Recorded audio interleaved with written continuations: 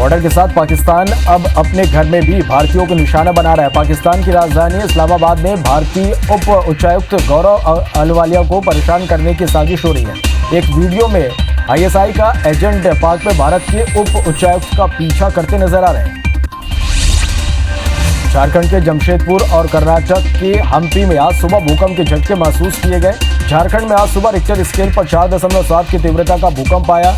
वहीं कर्नाटक के हम्पी में रिक्टर स्केल पर भूकंप की तीव्रता 4.0 मापी गई है। जम्मू कश्मीर के राजौरी के कालाकोट इलाके में आतंकी और सुरक्षा बलों के बीच मुठभेड़ जारी है। एरिया में अब भी 2 से 3 आतंकियों के छिपे होने की आशंका जताई जा रही है। वहीं सुरक्षा बलों ने एक आतंकी को मार गिराया है। कोरोना वायरस के कारण लागू लॉकडाउन के बाद अब देश धीरे धीरे खुल रहा है। 8 जून से धार्मिक स्थल, होटल और मॉल आम लोगों के लिए खोल दिए जाएंगे, लेकिन यहां जाने के लिए नियमों का पालन करना होगा। इसके लिए केंद्र सरकार ने गाइडलाइन जारी कर दी है। वहीं कोरोना को देखते हुए मंदिरों में भी एहतियातन तैयारी पूरी कर ली गई है। केंद्रीय स्वास्थ्य मंत्रालय ने सुप्रीम कोर्ट में हलफनामा दाखिल कर कहा कि देश में कोरोना के मरीजों की संख्या में लगातार बढ़ोतरी हो रही है। आने वाले दिनों में कोरोना के मामले और बढ़ेंगे। ऐसे में मौजूदा अस्पतालों के अलावा बड़ी संख्या में अस्थायी अस्पताल बनाने होंगे। इसके लिए बुनियादी व्यवस्था और कार्य बल को बढ़ाना होगा। केंद्र की मोदी सरकार ने सभी राज्यों और केंद्र शासित प्रदेशों के लिए 36,400 करोड़ का जीएसटी मुआवजा जारी किया है। यह जीएसटी मुआवजा दिसंबर 2019 से फरवरी 2020 तक का बताया जा रहा है। देश के विभिन्न राज्य जीएसटी बकाये को लेकर मोदी सरकार पर निशाना साधते रहे। कई राज्यों ने प्रधानमंत्री के साथ मीटिंग के दौरान भी इस मुद्दे को उठाया था। हिंद प्रशांत क्षेत्र में चीन के खिलाफ मोर्चाबंदी और रक्षा सहयोग बढ़ाने के साथ एक दूसरे के सैन्य अड्डों को इस्तेमाल के लिए भारतीय और ऑस्ट्रेलिया के बीच गुरुवार को करार हुआ। प्रधानमंत्री नरेंद्र मोदी और ऑस्ट्रेलिया पीएम स्कॉट मॉरिसन के बीच हुए पहले वर्चुअल सम्मेलन में दोनों देशों के बीच संबंधों को मजबूत करने वाले 7 समझौते हुए हैं। मध्य प्रदेश में उपचुनाव को लेकर चर्चा का दौर जारी है। मध्य प्रदेश की 24 सीटों पर उपचुनाव को लेकर सीएम शिवराज ने आला नेताओं के साथ चर्चा की। वहीं आज सांवेर सीट को लेकर कैलाश विजयवर्गीय और रमेश मेंदोला कार्यकर्ताओं के जरिए जनता की नब्ज टटोलेंगे। दुनिया भर में 66,97,हजार से ज्यादा कोरोना के मामले सामने आ चुके हैं। अब तक 32.5 लाख से ज्यादा लोगों ने कोरोना से जंग भी जीता है। कुल मौत का आंकड़ा 3,93,000 के पार जा चुका है। वहीं अमेरिका, ब्राजील और रूस में ज्यादा मामले सामने आ रहे हैं। अमेरिका में कोरोना से अब तक 19,24,000 लोग प्रभावित हुए हैं। अमेरिका में अब तक 1,10,000 से ज्यादा लोगों की मौत हो गई है। वहीं लगभग 7,12,000 मरीज ठीक भी हुए हैं। देश भर में कोरोना ने 2,26,000 का आंकड़ा पार कर लिया। वहीं देश में अब तक 1,08,000 से ज्यादा मरीज ठीक हो चुके हैं। देश भर में कोरोना से 6,363 लोगों की मौत हो चुकी है। भारत की रिकवरी रेट 48% हो गई है। देश में महाराष्ट्र कोरोना का हॉटस्पॉट बना हुआ है। एक दिन में 2,933 नए मरीज गिने हैं। यहां अब तक 2,710 लोगों की मौत हो गई है। महाराष्ट्र में संक्रमितों की संख्या बढ़कर 77,793 हो गई है, जबकि कोरोना से 33,000 से ज्यादा मरीज ठीक भी हुए हैं। तमिलनाडु में कोरोना मरीजों का आंकड़ा 27,256 तक पहुंच गया है। कोरोना से अब तक 223 लोगों की मौत हो चुकी है। बता दें कि प्रदेश में 14,901 मरीज पूरी तरह ठीक भी हुए हैं। देश में कोरोना के मामले में तमिलनाडु का दूसरा स्थान है। मध्य प्रदेश में मरीजों की संख्या 8,788 पहुंच गई है। कोरोना से प्रदेश में अब तक 377 लोगों ने वायरस से जान गंवाई है। वहीं 5,639 मरीज कोरोना से जंग जीतकर डिस्चार्ज हो चुके हैं। कोरोना के एक्टिव मरीजों की संख्या 3,149 हो गई है। छत्तीसगढ़ में कोरोना मरीजों की संख्या लगातार बढ़कर 773 हो गई है। राज्य में अब एक्टिव मरीज 565 हैं। सभी मरीजों का इलाज जारी है। राज्य में अब तक 2 मरीजों की मौत हो गई है। आपको बता दें कि 206 मरीज स्वस्थ होकर डिस्चार्ज भी हुए। आज दुनिया भर में विश्व पर्यावरण दिवस मनाया जा रहा है। कोरोना संकट के बीच पर्यावरण का महत्व और बढ़ गया है। लॉकडाउन के चलते प्रदूषण में भारी गिरावट आई है। हवा, नदियां पहले की तुलना में ज्यादा स्वच्छ नजर आ रहे हैं। साल का दूसरा चंद्र ग्रहण आज होगा। रात 11:11 से कई जगहों पर चंद्र ग्रहण दिखाई देगा। इस बार मून की जगह उसकी उपछाया दिखाई देगी। बेंगलुरु के बाद आज हैदराबाद से विशेष विमान के जरिए 174 मजदूर रायपुर लौटेंगे। यहां भी लॉ यूनिवर्सिटी के पूर्व छात्रों ने श्रमिकों की मदद की। बता दें कि कल इन्हीं छात्रों की मदद से कई श्रमिक छत्तीसगढ़ पहुंच पाए। इसके लिए सीएम भूपेश बघेल ने पूर्व छात्रों का आभार जताया था। वहीं यूपी में फंसे मजदूरों को लाने आज ट्रेन रवाना होगी। मध्य प्रदेश में आज फिर भारी बारिश का अलर्ट जारी किया गया है। राज्य के 52 जिलों में से 27 जिलों में भारी बारिश का अलर्ट जारी किया गया है। बता दें कि कल भी मध्य प्रदेश में निसर्ग तूफान के असर के कारण जमकर बारिश हुई थी। वहीं बारिश से कई शहरों में मंडियों में रखा अनाज बर्बाद हो गया। जांजगीर चांपा जिले में धमनी क्वारंटाइन सेंटर के मजदूरों की मौत हो गई। मजदूर की तबीयत बिगड़ने पर अस्पताल लाया गया था, जहां इलाज के दौरान उसकी मौत हो गई। बताया जा रहा है कि मजदूर पंजाब से लौटा था। एमपी लौटे मजदूरों को रोजगार देने के लिए किए जा रहे सर्वे की तारीख बढ़ाकर 6 जून कर दी गई है। ये सर्वे 27 मई से शुरू हुआ था। सीएम शिवराज ने दूसरे राज्यों से लौटे श्रमिकों का सर्वे कर रोजगार सुनिश्चित करने के निर्देश दिए हैं। श्रम विभाग ने सभी कलेक्टरों को अभियान सुचारू रूप से चलाने की कार्ययोजना बनाकर भेजी है। मध्य प्रदेश के पूर्व मंत्री जीतू पटवारी ने वीडियो शेयर कर सरकार पर गंभीर आरोप लगाए हैं। उन्होंने कहा कि बार बार आग्रह के बाद भी आपने किसानों का गेहूं और प्याज नहीं खरीदी। खेतों में बारिश के कारण अनाज बर्बाद हो गया है। आखिरकार आप किसानों से किस बात का बदला ले रहे हैं?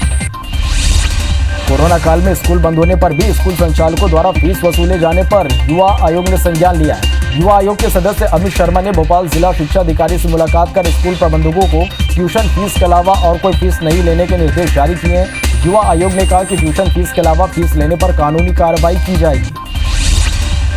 छत्तीसगढ़ सरकार ने कोरोना संकट और लॉकडाउन के बीच एक बड़ा फैसला लिया है। प्रदेश में अब राशन कार्ड ऑनलाइन भी बनेंगे। अभी तक राशन कार्ड ऑफलाइन बनाए जा रहे थे, लेकिन प्रवासी मजदूरों की परेशानी को देखते हुए ऑनलाइन राशन कार्ड बनाने का फैसला उनको राहत दे सकता है। दिल्ली की मोहल्ला क्लिनिक की तर्ज पर छत्तीसगढ़ में भी भूपेश सरकार जल्दी से स्लम स्वास्थ्य योजना शुरू करेगी। इस योजना में बस क्लिनिक स्लम बस्तियों में जाकर लोगों का इलाज और जांच करेगी। हर बस क्लिनिक में एक एमबीबीएस डॉक्टर, एक लैब टेक्नीशियन और नर्स रहेंगे। भिलाई में मेडिकल कॉलेज खोलने की मांग को लेकर विधायक देवेंद्र यादव ने सीएम भूपेश बघेल को पत्र लिखा है। विधायक ने मांग की है कि पंडित जवाहरलाल नेहरू अस्पताल में मेडिकल कॉलेज का दर्जा दिया जाए। यहां मेडिकल कॉलेज होने से हजारों छात्रों को लाभ मिलेगा। बिलासपुर में किसान कांग्रेस के राष्ट्रीय समन्वयक आलोक सिंह के नेतृत्व में कांग्रेसियों ने कलेक्टर को मांग पत्र सौंपा। उन्होंने बताया कि केंद्र सरकार केवल बड़े बड़े उद्योगपतियों के कर्ज माफ कर रही है, किसानों को लोन बांट रही है, जबकि केंद्र को चाहिए कि वह किसानों के कर्ज को माफ करे, उन्हें राहत के रूप में सहायता राशि सीधे उनके अकाउंट में दे। भोपाल में कोरोना मरीजों की बढ़ती संख्या को देखते हुए जिला प्रशासन ने दुकानें खोलने की व्यवस्था में बदलाव किया है। जिला कलेक्टर का कहना है कि दुकानों पर भीड़ ना हो, इसके लिए अलग अलग दिनों में दुकान खोलने की व्यवस्था की है। इसे लेकर रोस्टर भी बनाया गया है। इंदौर के मल्हारगंज थाना इलाके में 2 थोक किराना दुकान संचालकों के खिलाफ स्पॉट फाइन की कार्रवाई की गई। व्यापारी सोशल डिस्टेंसिंग का पालन नहीं कर रहे थे। इसको लेकर व्यापारियों को कई बार समझाइश दी गई, इसके बाद भी नियमों का पालन नहीं किया जा रहा था, जिसके बाद प्रशासन की टीम ने 2 दुकानों पर कार्रवाई की है। रायगढ़ में रेड क्रॉस की दुकानों का सालों से कुछ रसूखदार किराएदारों ने किराया नहीं दिया। 8 साल में 11 दुकानदारों पर करीब 1.5 करोड़ की राशि बकाया है, लेकिन अभी तक प्रशासन ने रिकवरी की कोई कार्रवाई नहीं की है। रायगढ़ जिले में हाथियों का उत्पात लगातार जारी है। धर्मजयगढ़ वन मंडल के खलपोरा गांव में आज फिर हाथियों के एक दल ने ग्रामीण को कुचलकर मौत के घाट उतार दिया। मृतक का नाम शनिराम मांझी बताया जा रहा है। बता दें कि बीते 1 माह से हाथियों की वजह से 6 लोगों की मौत हो चुकी है। बलरामपुर में राजपुर वन परिक्षेत्र के नीलौटी गांव में 18 हाथियों के दल ने उत्पात मचा रखा है। बुधवार की रात हाथियों ने 4 ग्रामीणों के घर को तोड़ दिया। हालांकि वन अमले के ग्रामीणों को वहां से निकालकर दूसरी जगह शिफ्ट किया, जिससे उनकी जान बच पाई। धमतरी जिले के मगरलोड क्षेत्र में 21 हाथियों के दल ने दस्तक दिया, जिससे ग्रामीणों में दहशत का माहौल है। वन विभाग ने आसपास के गांव में अलर्ट जारी कर दिया और लोगों को जंगल जाने से मना किया जा रहा है। साथ ही वन अमला हाथियों के दल पर नजर बनाए हुए हैं। कटनी जिले के विजयराघवगढ़ और बरही तहसील क्षेत्र में अनेक गांव में टिड्डियों का कहर जारी है। विजयराघवगढ़ के खेत में उड़द की फसल को टिड्डियों ने चट कर दिया। टिड्डियों के आने से प्रशासन भी अलर्ट है। कई जगह कीटनाशक छिड़काव भी किया जा रहा है, तो ग्रामीण थाली बजाकर टिड्डियों को भगाने की कोशिश कर रहे हैं। इंदौर के अर्जुन खेड़ी उपार्जन केंद्र पर किसान पिछले 7 दिन से अपना अनाज बेचने के लिए परेशान हो रहे हैं। यहाँ ट्रैक्टर ट्रॉली की लंबी कतार देखी जा सकती है। किसानों ने गेहूं को बारिश से बचाने के लिए पाल से ढक दिया है, लेकिन उन्हें रोज 1000 रुपए के हिसाब से ट्रैक्टर का किराया भुगतान करना पड़ रहा है। सीहोर में बारिश के चलते खुले आसमान के नीचे रखा हजारों क्विंटल गेहूं गीला हो गया। संसाधनों की कमी और प्रशासन की लेट लतीफी के चलते अचानक हुई बारिश से करीब 20,000 मीट्रिक टन गेहूं भीग गया। मध्य प्रदेश में सरकार के अनाज भंडारण के सारे उपाय नाकाफी साबित हो रहे हैं। खंडवा में भी कुछ ऐसा ही नजारा दिखा। जिले में हजारों क्विंटल चना किसानों से सरकारी दाम पर खरीदा गया था, लेकिन भंडारण की सही व्यवस्था नहीं होने से कई किलो चना बारिश में बहकर सड़क पर आ गया। कटनी में हुई तेज बारिश के चलते कालावरा में स्थित गेहूं खरीदी केंद्र में खुले में रखा कई क्विंटल गेहूं गीला हो गया, जिसकी सूचना मिलती मौके पर कटनी एसडीएम सहित तहसीलदार मौके पर पहुंचे। उन्होंने संबंधित अधिकारियों के खिलाफ एफआईआर करने की बात भी कही है। सागर में भी बारिश के चलते मंडी में खुले आसमान के नीचे रखा हजारों क्विंटल गेहूं भीग गया। भंडारण की उचित व्यवस्था नहीं होने के कारण बर्बादी की ये तस्वीरें सामने आई है। इसके लिए प्रशासन की लापरवाही को जिम्मेदार माना जा रहा है। छत्तीसगढ़ में मानसून के समय प्राकृतिक आपदाओं से बचने के लिए उच्च स्तरीय समिति बनाई गई है। नगरीय अमला मानसून के दौरान जर्जर भवनों की निगरानी करेगा और मकानों में रहने वाले परिवार को दूसरी जगह रहने की व्यवस्था करेगा। वहीं राज्य स्तर पर बाढ़ नियंत्रण कक्ष की स्थापना की गई है। साथ ही नोडल अधिकारी मानसून में होने वाली विपरीत परिस्थितियों पर नजर बनाकर रखेंगे। जशपुर जिले के पत्थलगांव क्वारंटाइन सेंटर में महिला भूख हड़ताल कर रही है। महिलाएं कोरोना रिपोर्ट नेगेटिव आने के बाद भी घर नहीं जाने देने से नाराज थे। रिपोर्ट में 11 महिलाओं की रिपोर्ट नेगेटिव आई है। पूरा मामला कुनकुड़ी के बरंजोर क्वारंटाइन सेंटर का है। तबलीगी जमात के धार्मिक जलसे में शामिल होने वाले 2200 विदेशी जमातियों पर मोदी सरकार ने बड़ी कार्रवाई की है। अब ये जमाती अगले 10 साल तक भारत नहीं आ सकेंगे। गृह मंत्रालय ने 47 देशों के इन विदेशी जमातियों को ब्लैकलिस्ट कर दिया है। सरकार तबलीगी जमात के सदस्यों पर वीजा के मापदंडों का उल्लंघन करने से नाखुश है। झारखंड के जमशेदपुर और कर्नाटक के हम्पी में आज सुबह भूकंप के झटके महसूस किए गए। झारखंड में आज सुबह रिक्टर स्केल पर 4.7 की तीव्रता का भूकंप आया। वहीं कर्नाटक के हम्पी में रिक्टर स्केल पर भूकंप की तीव्रता 4.0 मापी गई है।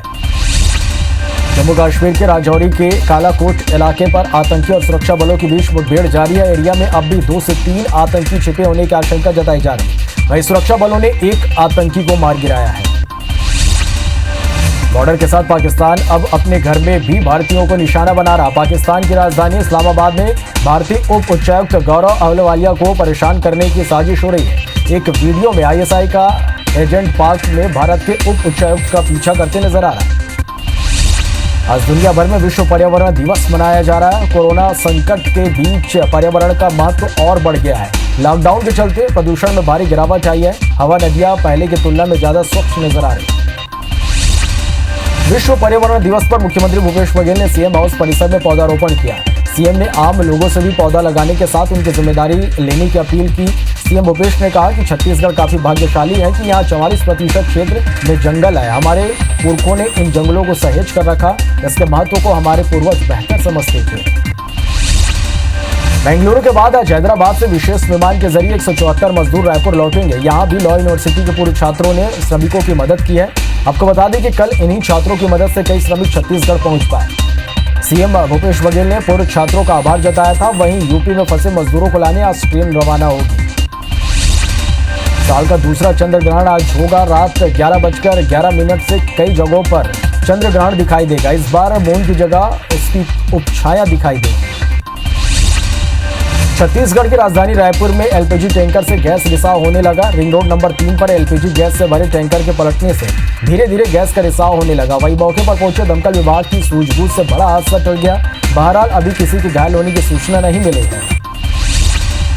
इंदौर से निर्भया जैसी वारदात सामने आई है। जिले के रेती रेंज की पहाड़ी पर 6 दरिंदों ने युवती से गैंगरेप किया। पीड़िता ने जैसे तैसे पहाड़ी से कूदकर अपनी जान बचाई। वहीं पुलिस ने गैंगरेप के 6 आरोपियों को गिरफ्तार कर लिया है। घटना विजयनगर थाना क्षेत्र की है। मध्य प्रदेश में आज फिर भारी बारिश का अलर्ट जारी किया गया है। राज्य के 52 जिलों में से 27 जिलों में भारी बारिश का अलर्ट जारी किया गया है। बता दें कि कल भी मध्य प्रदेश में निसर्ग तूफान के असर के कारण जमकर बारिश हुई थी। वहीं बारिश से कई शहरों की मंडियों में रखा अनाज बर्बाद हो गया है।